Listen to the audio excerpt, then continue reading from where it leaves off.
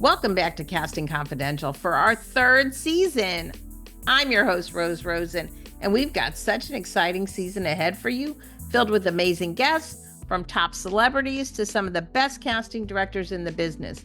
Plus, we have a special surprise waiting for you at the end of each episode, so make sure you listen all the way through. I know you're gonna love it. Before we dive in, let's take a moment to thank our incredible sponsors who make this show possible: Casting Networks and Wright Positive Films. Their support helps us bring you the very best of the casting world every week. Looking to land your next big role? Casting Networks is where more high-quality roles are booked than any other casting service. With an annual membership, you'll unlock every tool you need to stand out. Unlimited headshots and reels, submission tracking, even the chance to link your socials and showcase your personal brand. On the go, the Casting Network's iOS app makes it easy to find and submit to roles anytime, anywhere.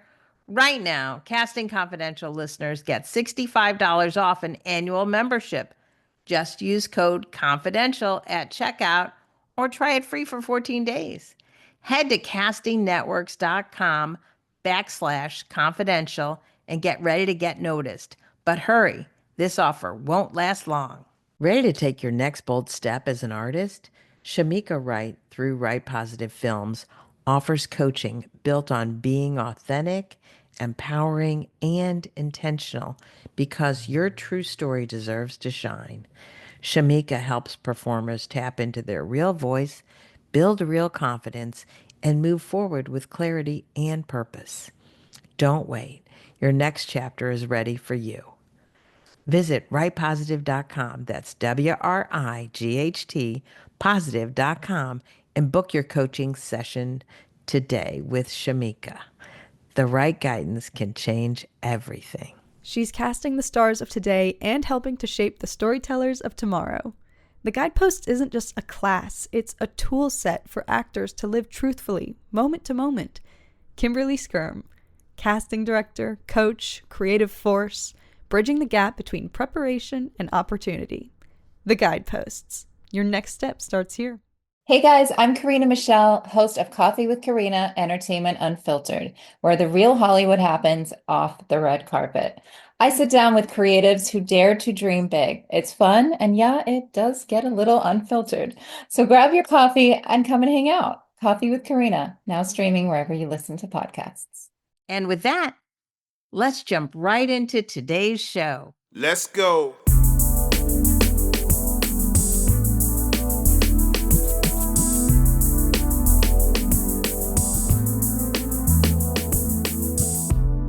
Welcome back to Casting Confidential, the podcast where we dive deep into the art, the craft, and the mystery of casting, one audition at a time. I'm your host, Rose Rosen, and today we've got a powerhouse episode lined up for you guys. Joining me as co-host today is Emmy-nominated casting director, Look, I had your last name perfect, and now I can't say your first name. It's Seth Yanklewitz, former EVP. Hello. Hi. He's a Hey. former VP of casting and talent for MGM and MGM Plus, who recently turned to independent casting with the launch of Yanklewitz Poorna Casting. Yay. How many times can I say that? Leading standout project like Hulu's Deli Boys. We're going to really get into it today about that. MGM Plus's The Institute and Netflix's #1 hit Incoming. His acclaimed credits span both film and TV, including New Girl, from The Hangover, Blades of Glory, and Eastbound and Down, earning multiple honors from the Casting Society. Seth is known for finding actors who light up the screen. And on a personal note, he is one of my casting director idols. Seth, I am so glad to have you here. Thank you. Thank you so much. It's awesome to be here. Appreciate it. Yes, of course. And Poorna has built a dynamic career across television and film. You know her from series like Never Have I Ever, The Night of, and Deli Boys. amongst so many others, which Deli Boys just recently earned her a prestigious Gotham TV award. Mazel tov! Woo! Yay! Happy. And I know my listeners who are Emmy voters will want to give Deli Boys some love. So don't forget, there's a casting, button for Deli Boys and an acting one. So here we are. Right. and her feature work includes Wolves alongside George Clooney and Brad Pitt, two schlumbubs, Yeah. as well as standout performances in The Outlaws, Turtles All the Way Down, and the A24 film Share. Poorna, welcome. Oh, pleasure to be here with you and Seth. Oh, I'm excited for our conversation. Oh, and hey, listeners, stick around until the end of the episode for our Casting Confidential feedback session. We're bringing on an actor who won a spot through our Instagram contest to read opposite Poorna in a short scene, and we'll give real-time feedback, and you'll hear how the pros think through performance choices in the room. Blah, blah, blah. I'm so excited to see you guys. So tell me everything. But Poorna, I want to start by going back a little. How would you describe your early experiences auditioning? Was there a moment where something shifted for you, into where, where you are now and where you're headed? Yeah, I think a real seminal experience for me. You just, as a person, you just need one best friend to go through life.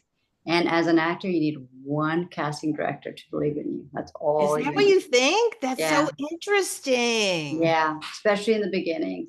And that person for me was Avi Kaufman, who gave me my first non-speaking role, my first line, my first scene, my first series regular, and continues to advocate for me. And, she still, when there's a role she cannot cast and no one's happy, she will still always bring me in.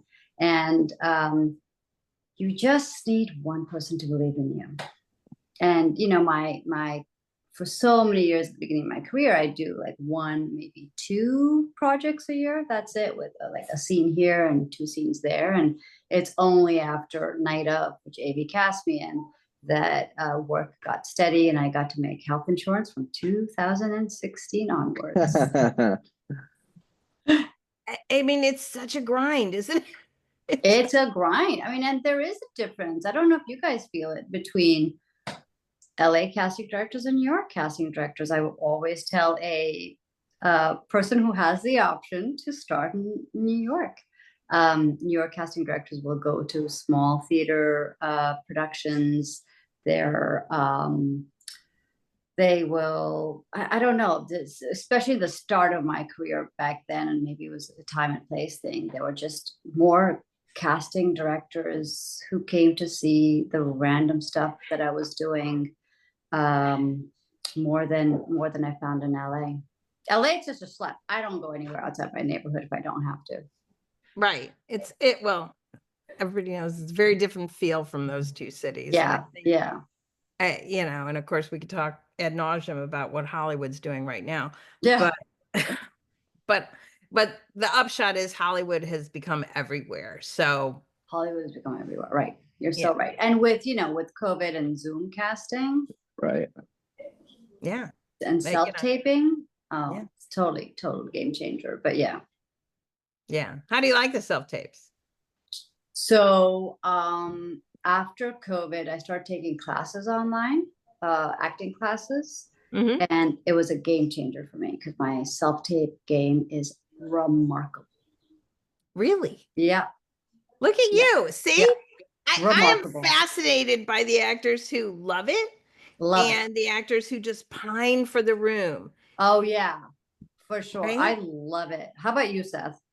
I always say when I'm like teaching or talking to actors, or like I'll do something at the SAG Foundation, I'm a huge believer that a vast majority of actors who didn't or wouldn't have gotten a leg up now get a leg up.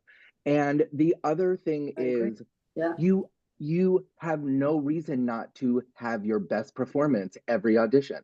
There is no more crapping the bed in an audition room because you've had a bad day or you got bad news. Or you got nervous in the room. Right. Or you didn't connect with the reader or whatever. Like Yeah. you can make a perfect audition every time, whether you get the job or not. Totally. It's still, you know, the same sort of stuff out there. But I just think people, you know, look, I will always understand wanting to be in a room and having that energy. And Yeah. let me tell you, like, I was great in a room with actors and like did the thing, you know, and I miss it. I miss it every day. I just feel like all of the actors that might have complained about not getting in the room or not being in the room might not have ever gotten in a room, or it might have taken 5 more years, 10 more years. And now you're having auditions. You're getting auditions for the big roles. So I think they're amazing. Yeah, me too. Me too. I get love the hearing room that. thing. I really do. And like, you definitely get more personality, and you know, and I've always approached auditions more as meetings. Like, I really Yes. hope they like me, but I also wanna like them. And you don't get that interaction, but oh my God, Right. I love self-tapes. Yeah. And I Yes. think, I mean, personally, I think we can feel a lot about the actor's personality within that situation, with just watching a self-tape. I don't know, somehow I feel like I can tell whether or not you're professional, you'll show up, whether or not I like you. There's a lot that's actually in that self-tape for me. And I think just to build on that, I don't think us as actors understand our essence, and we don't understand how our essence goes with us anywhere and everywhere, and it shows up so strongly even on a self-tape.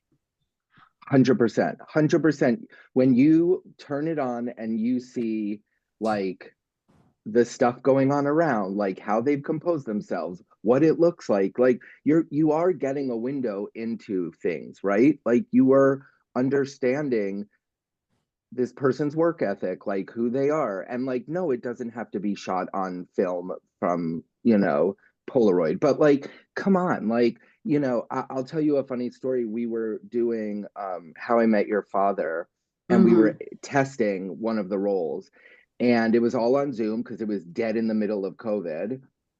And a girl was in her apartment, totally fine, you know, but had like a vacuum, like right here. And I just said, like, could you do me a favor and move the vacuum out of the way? Like, just like, to me, it's like, just like do one sweep of your room, right? It's like when you go out, or like take one item off if you have to, or like interior designers, when you leave a room, take one plant out of the room or one book off the shelf. Like there's things to just You're prepare. Coco Chanel-ing the self-tape background. Is that what you're doing here? That is right. I mean, that just sounds so basic. Like, just clean up your background, have a great frame. I get that lighting is hard and this is hard.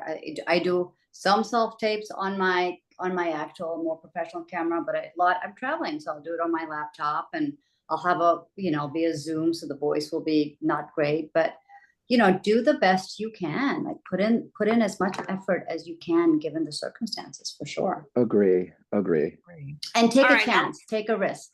Do a take that is straight, and for me, do a take where you've taken a risk, and they can see both and choose which one to forward on. I always say exactly that. Mm-hmm. That's the thing. Don't send one take. Don't ever send one take. Yeah. And take the risk. Why not? I mean, I always say, let me decide. Surprised, right? Aren't we always surprised? And the surprise is the good thing, usually. Always.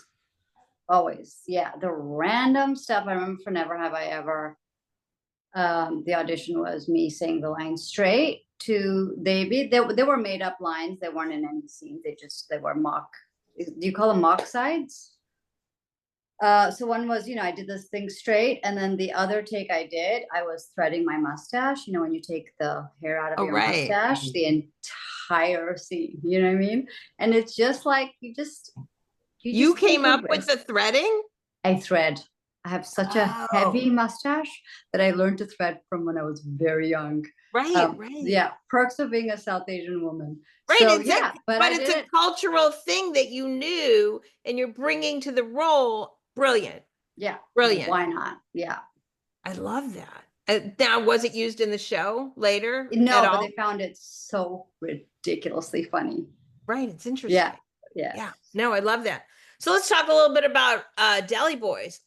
Your role was originally for a man, right? Yeah. Is that correct? Yeah. Yeah. I mean, by the way, I love you in that. I am obsessed Thank with you. that show. I think it's really, really fun. Yeah. And the casting, Seth, I mean, Thank you. come on. Come on. I mean, what went on here? You went to Chicago, you put flyers out. Tell me like the whole situation of Mhm. your journey casting this masterpiece.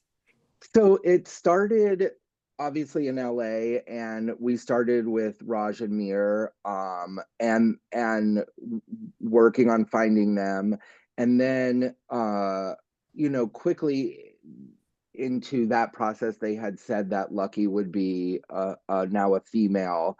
And I immediately, and I said this the other night, like I only wanted Poorna. Like I literally was obsessed with her from the minute I started watching her. And it's not an easy role. Like if anyone out there watches, you have to have heart, you have to have brass, like you have to be funny, you have to be serious. And there's so many like nuances and small things, physical comedy that Poorna does that is not on the paper. So, to have just read Pakistani women or Northern Indian women who were in like the auntie world, like it just wasn't working. And we had read like 4 or 5 people by the time like I was able to convince her agent to have her read the script and meet with everybody. I didn't need much convincing. No, I know. It's amazing. But I was like, Nick, I need Poorna. So it really was like, just like the worlds came together when Poorna said yes. I mean, we were all like, holy cow, we got her. And it was a relief, because it would have been like the one role in the show that would have taken me the longest. It was just the hardest role, I think, to cast.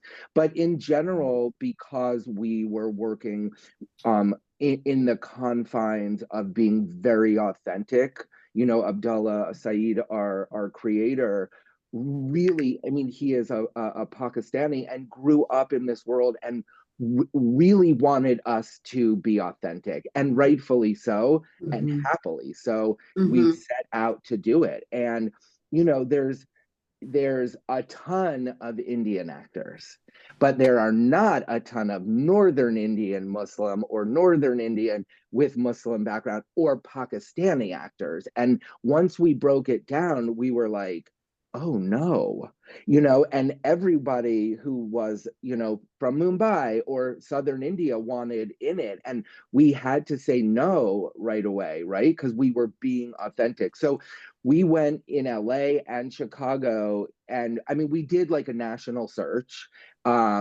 We couldn't afford to bring people in, obviously, from Pakistan, but but we did a national open call through Breakdown Services. And then also we like myself, Ben Pollock, my casting partner, Stephanie, our associate, Marissa Ross, and Crystal in Chicago. We went into neighborhoods where there were Pakistani restaurants, Pakistani bodegas, Wow. and we were like, can we put a flyer up in your window? And like the 90s. I mean, seriously. Wow. And I know to like certain casting directors or people, like you're like, yeah, that's what we do. But like I've done a lot of open calls and a lot of searches. This felt different. This felt so pointed and specific and hard, because it's not a drama. In a drama, it's almost a little different. But this was like a dark, absurdist comedy. So you had to do so many levels of acting, and it was hard. I have to say, like, the gals in Chicago nailed it on all of the guest stars and co-stars, as well as the people we got to bring from here for the episodic stuff. Yeah. I just, when you watch a show, every now and then you're like, ugh, that person, it just doesn't fit, or it didn't go because it's a co-star, or I just, every episode to me, and what I'm so proud of is everybody went, everybody fit, everybody worked, and felt like they built the world. Like, these actors just, I think it's why I'm so passionate about like talking about this show and these actors. Like, everybody went above and beyond and gave like career defining performances and moments. And I will also say that a mark of a good casting director is when someone's in a show with you and it's their, there's a guy called Jake Toussaint who plays Matthew, who only had, I don't even think it was a line, it was a scream. That's all he had in the pilot. And he went on to heavily recur in the show because he was so funny. So the mark of great casting is when someone comes in and the people, the producers and the actors and the writers just want them around more and write for them on the show. Or we had Amita Rao on the show, and she went on to go on to be one of the stars of the new show Adults. And there's so many examples of these amazing talent that came through our show that then went on. And we can see their career just flourishing. I love that. And I mean, but that's the whole business. I remember, and this is similar, but not, years ago, I did a Ford commercial that was to be aired in Saudi Arabia before the internet. Yeah. Yeah. And so I had to go to the Syrian Lebanese Society, where I left with more baklava than I could eat in a lifetime. But,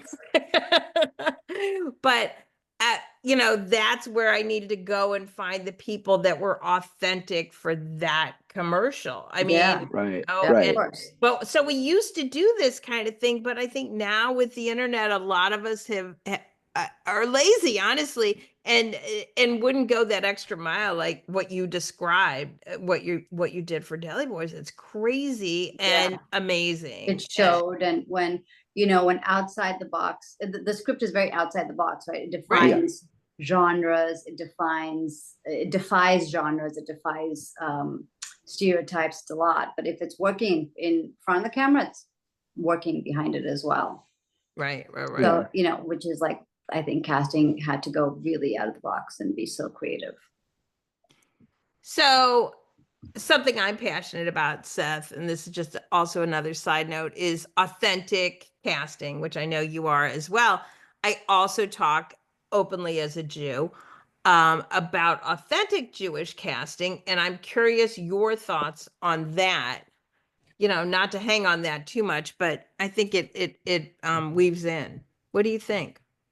Look, I think we're in a day and age where we can tap into authentic casting in every subcultural group, and we should. As a gay male, I am actually okay personally with straight people playing gay roles. That's just me. But you can't, there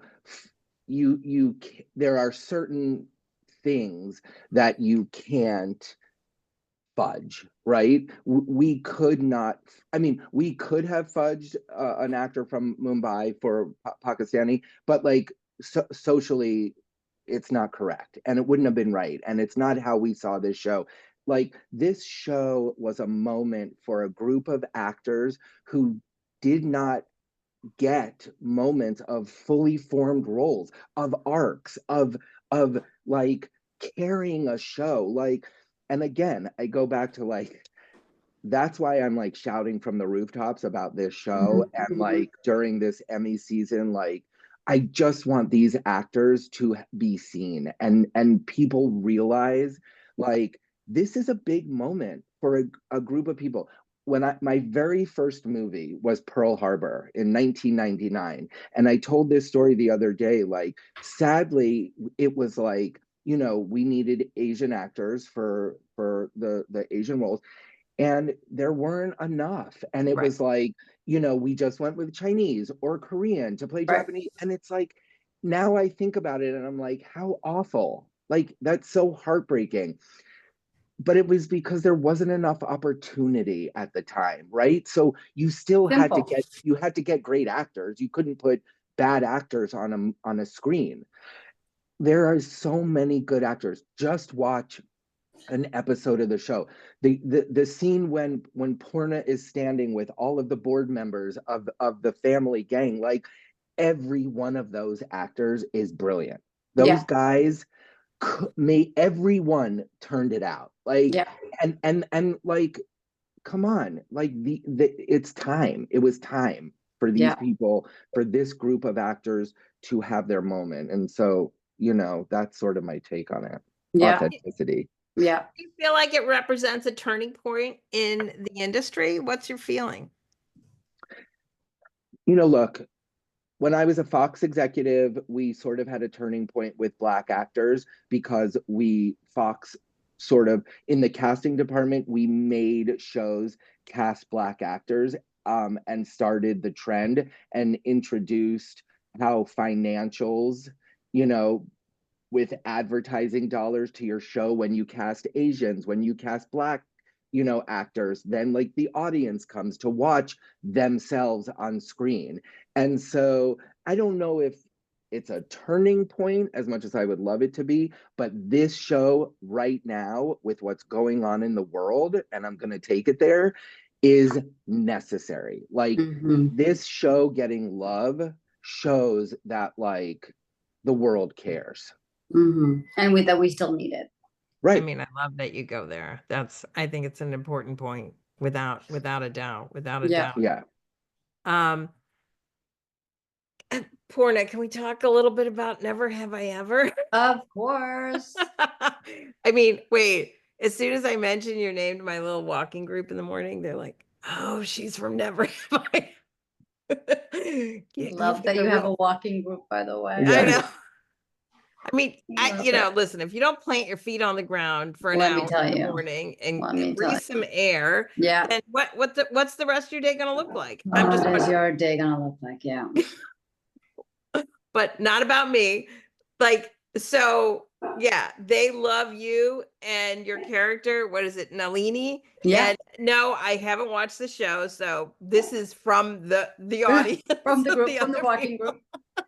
But you know, tell me a little bit about, did you have to audition for that? How, you know, what went on? How did you get that role? Yeah, I sure did. I did a self-tape. Then I came in. Yes, it was my best friend. I was in New York when I had to do the audition. My best friend just like had a little, that's the other thing I would highly recommend, is finding an actor that you love and you trust, and just doing 100%. all your work with them and letting them do all their work with you. And so my best friend is a brilliant actress called Sarita Chowdhury, and we do all our auditions together and all our scene work together, and we've been doing it together for about 20 plus years at this point, so we have a shorthand. And I mean, first of all, it's affordable, you know. Second of all, you can keep working even if you're not, you could practice. It's such a great thing to do. Go ahead.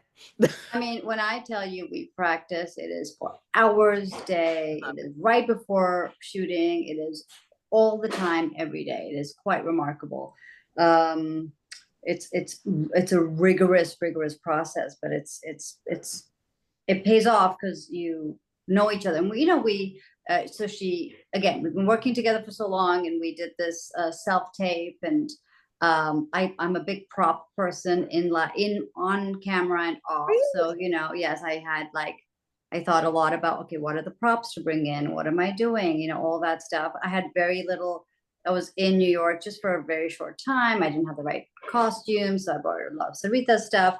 But, you know, I felt on a personal note, I had to really go through, like, you know, I did the initial self-tape, then I was in the room with the with the wonderful writer and director Lang Fisher and the casting.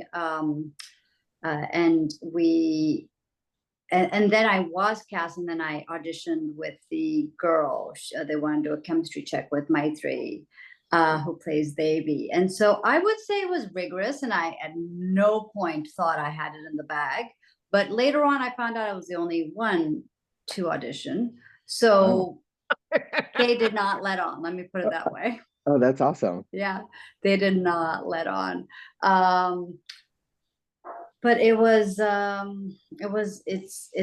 again, that's another show that, and you know, while I was waiting in the waiting room for the audition, I could see the casting directors, because all the Baby was cast out of you know, thousands and thousands of people. I could see them watching all the subtapes. I could see that. Greenstein and Daniel, who I also have so much respect for, they went through every single tape and found a needle in a haystack. I just hope people are listening, because actors out there in the world think we don't watch the self tapes. They think self tapes are useless. They, you know, like they only want to come in a room and see us, and you know, then we have to decide they're a star immediately when they come in the room, and it's just not going to be like that. Yeah, yeah. And again, you know, one of the biggest lessons I learned about casting was in the room with Maitri, which is you don't have to know your lines perfectly. You can mess up. You cannot look how you, whatever it is.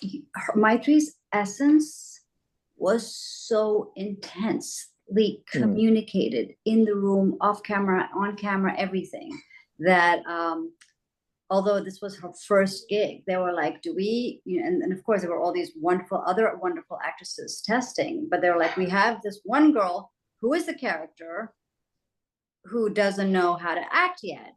And there's these other women who are great actors, but are not quite the character. So which way do we go in? And that was a very valid debate. It's a big risk, right? To go one way or the other. And they went with the person who embodied the character essence-wise. Amazing. Biggest lesson I've ever had in casting.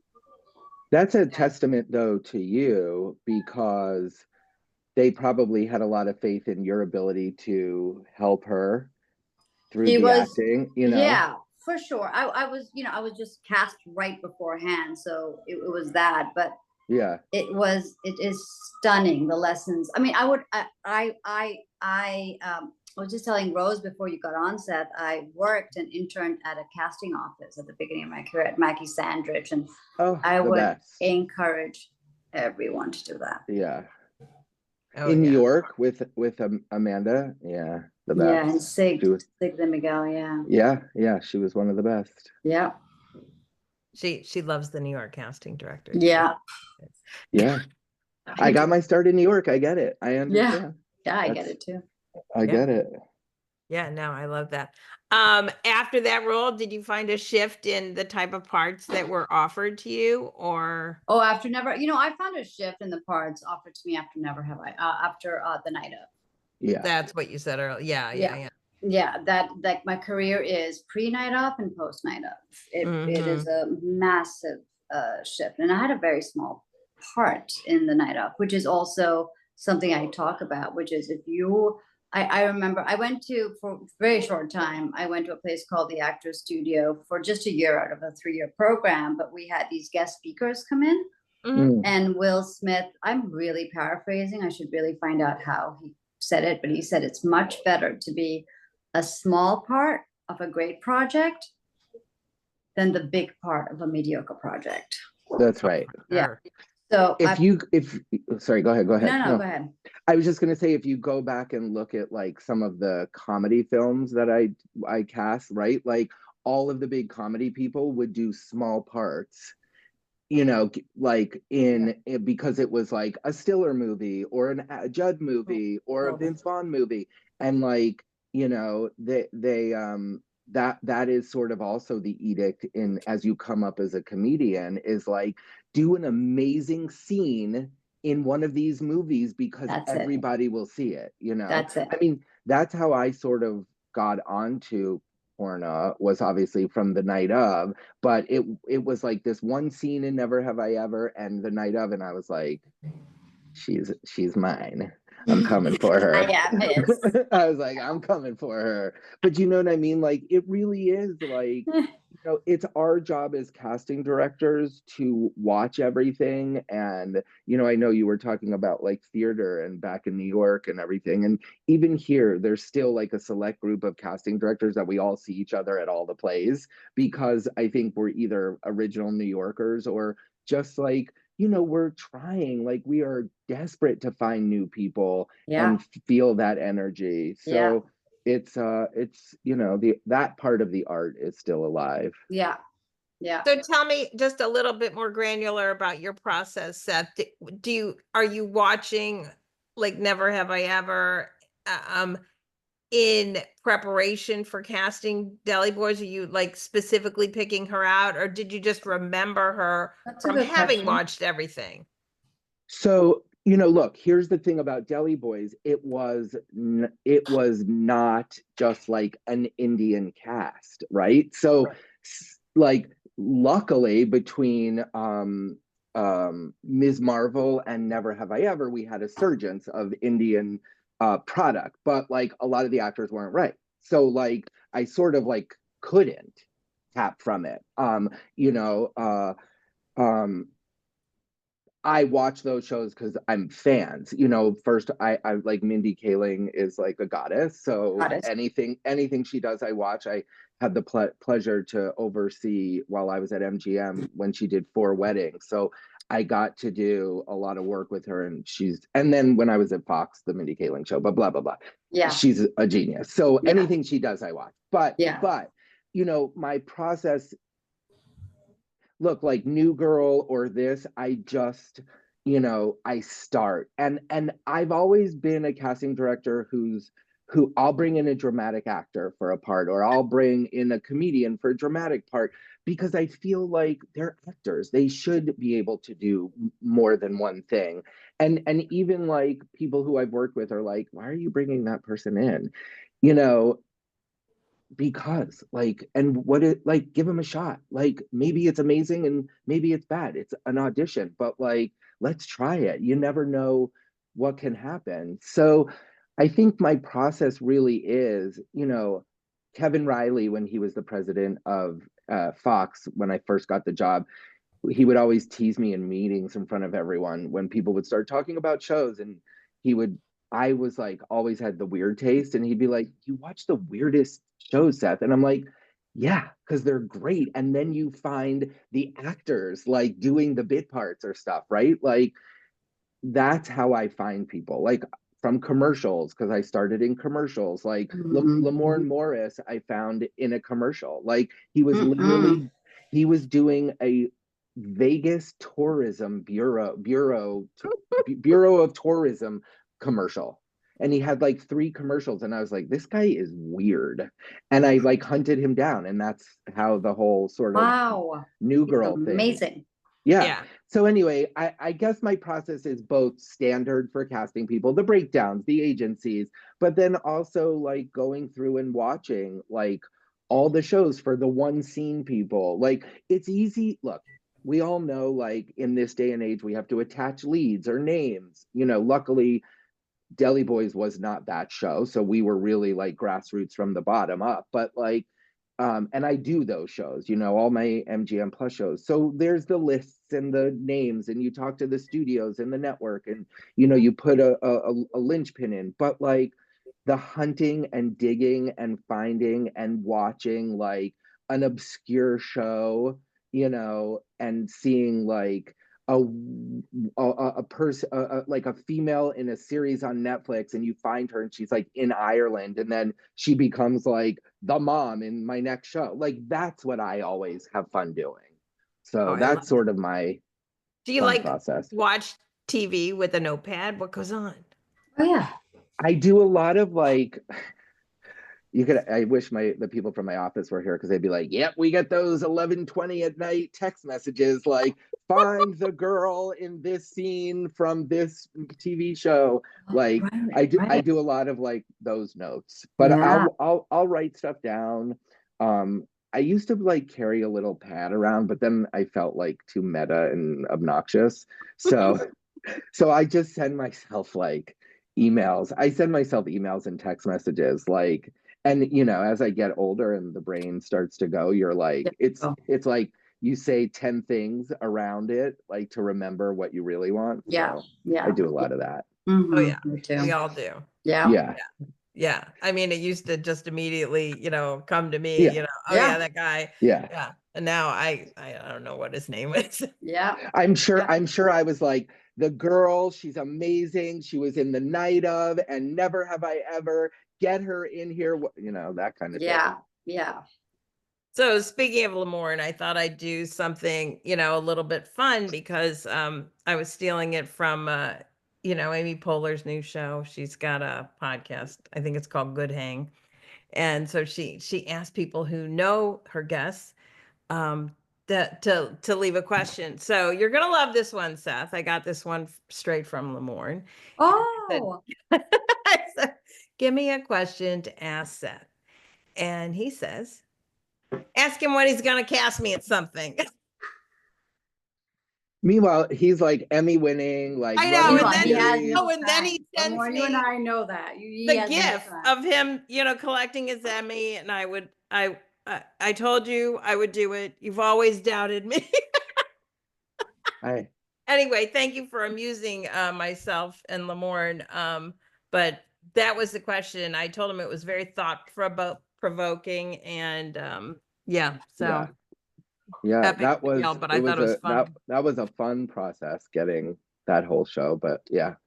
Oh, he went deep on that, like 15 Minutes before. auditions, right? Oh, yeah. His first audition, he came in a blonde wig and jean Oh, shorts, and like he didn't mention he that. tied up his shirt, and Oh, he did not mention that. I was like, look, you're amazing, but this is not gonna fly. You have to like go home and change and come back the next day. I mean, it was a lot of audition, and the real story is at the test, um, for the role of coach. I was in the bungalow at Fox, like that house, and outside my window was standing Lamorne because we were gonna rehearse for the test, and he got an offer on a CBS show. Right, he mentioned this. And then his agent called me, and I'm staring at him through the window. His manager is like, could you get us an offer to beat CBS? And I was like, no one's ever heard of this guy. I can't get an offer 10 minutes before my studio test. Literally, it Wow. was 10 minutes before my live studio test. So what happened? So he left. He took the offer, and he was not coach, and I had to start over. My test fell apart right there that day for that role. And he got that show. It was called Assistants. And that's then What how show were you casting for? New Girl. Oh, it was New Girl. Oh my Yeah. God. Okay. And so Isn't that then I crazy? had to But like wait. I had to go back, and Recast it. Damon Wayans Jr. was on an ABC show that was like kaput. They were canceling it. So everybody felt like it was a safe second. So then we cast Damon Wayans Jr. And then ABC picked up that show. So we lost Damon Wayans Jr. and Lamorne's show didn't make it. No. Yeah. Yeah. So now The greatest casting story. So now Liz Merriweather, Brett and Dave and Catherine Pope, they had to like come up with a new character. They really went like it tormented them. Like, how do we, and we started auditions again. And I was like, guys, Lamorne, it's Lamorne. It's Lamorne. It's Lamorne. And so then they wound up casting Lamorne as Winston. He became the series regular. And then eventually, when the ABC show was canceled, they brought Damon Wayans back as coach. And so then it became all of them years later. Crazy. Greatest Crazy. story. I love the face. Crazy story. Isn't it the greatest? Yeah. I mean, I mean, that's the funniest yeah. part was him standing outside the window. Yeah. Like, we're divided by a window, and he's like, and I'm like it was nuts.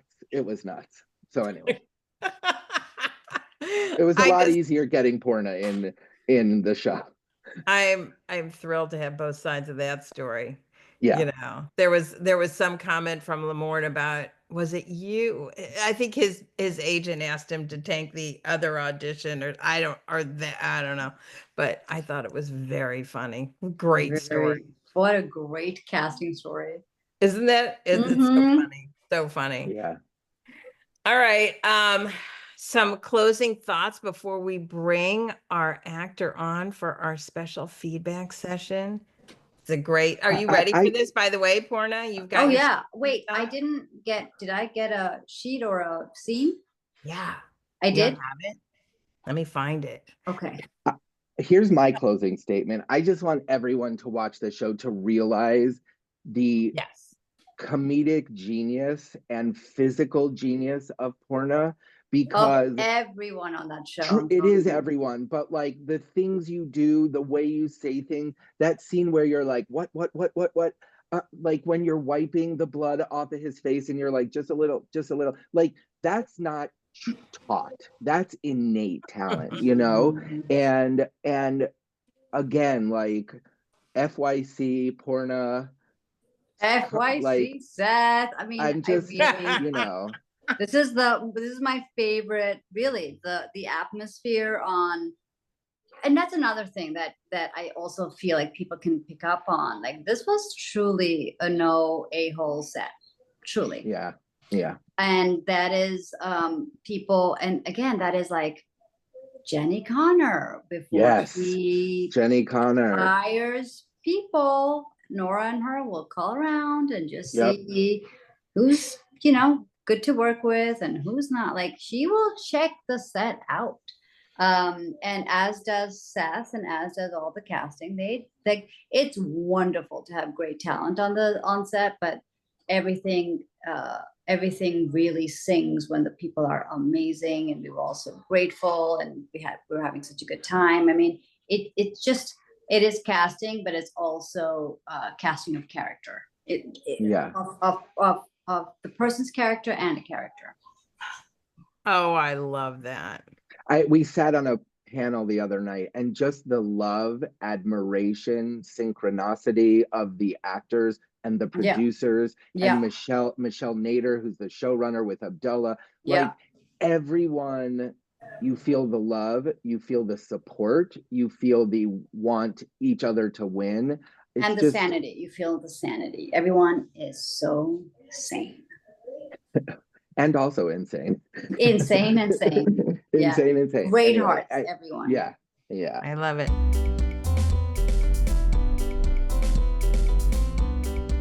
Okay, it's time for our Casting Confidential feedback session. This is a segment where we invite a working actor, and today's actor is Adolin H. Dar, and he was selected through an Instagram contest. Awesome. Welcome. I'm telling you, it's a big show here. But yeah, we did an Instagram contest. So listeners, follow all the, at Casting Confidential and Rose Rosen Casting, and you too could be on the show. And so you're going to tell us. Adolin. Yeah. First of all, thank you so much, Rose. This is such an incredible opportunity. And Poorna and Seth, I love Delhi boys. Oh, yay! I'm a Pakistani myself. You can see last name Dar. That's not me. I didn't do that on purpose. That is right. What I was born with.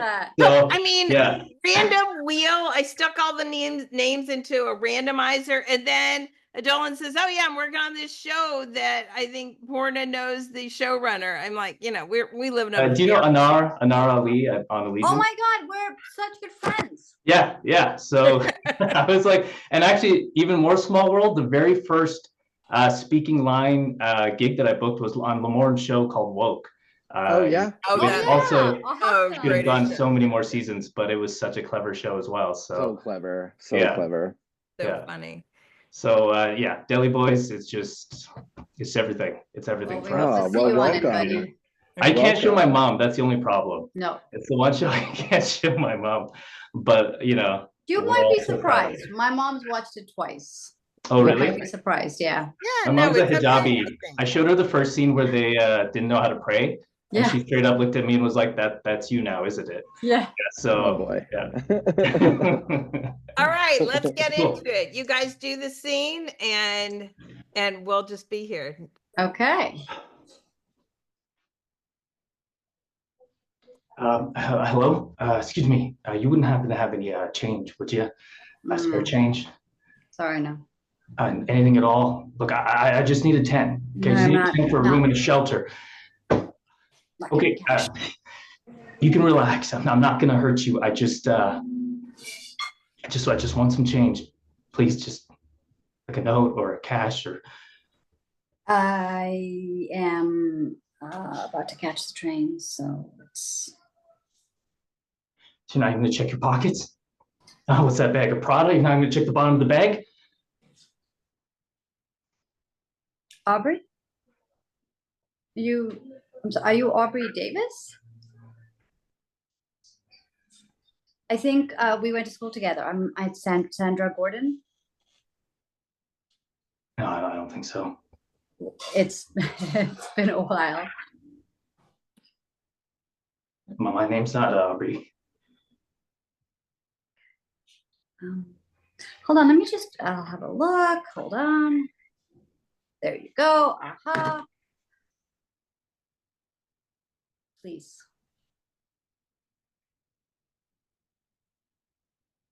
I'm sorry. I think that was a joke. I got confused. Sure, no. So, thank you.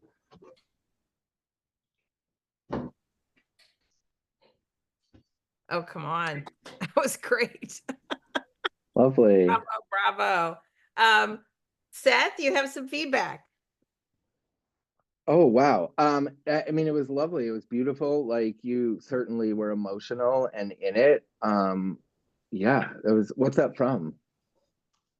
Rose gave me a random script. Oh, it's like content. It's written just for practicing audition. from Okay, Stage Milk. Yeah. I will give them a plug, Stage Milk, and their link is in my show notes. Yeah. Yeah. It was beautiful. Yeah, no, it was emotional and I was in it, and you certainly hold the screen for sure. Oh, thank you. Yeah. Right? Yeah. Nice. I know. It was good. Poorna, you were in the scene. Do you have some feedback?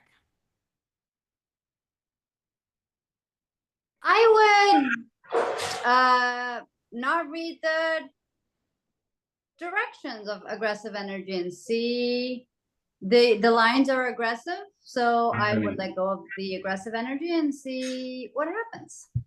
Oh yeah. Okay. Do we have time to do another one? Oh no, absolutely. Yeah. Oh, yeah.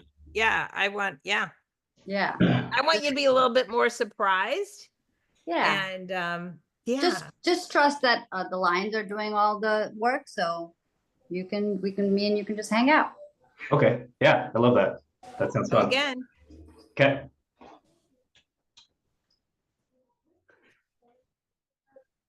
Hello.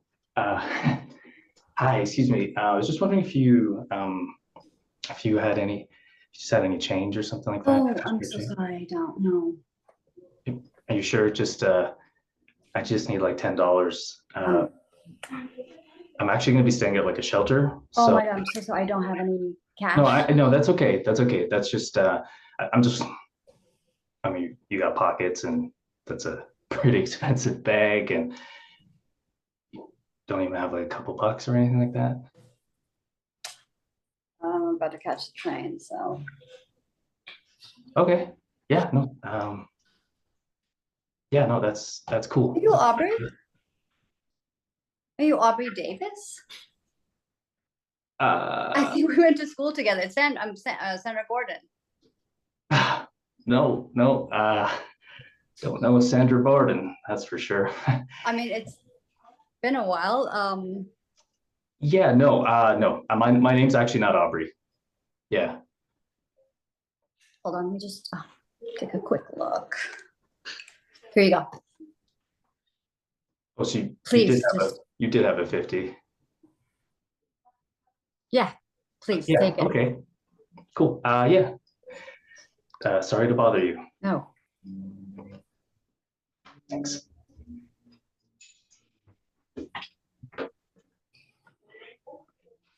Great. I mean, I loved it. Yeah, that's a great take too. That's awesome. Yes. Are you where are you? Are you LA, New York? I'm up in Canada.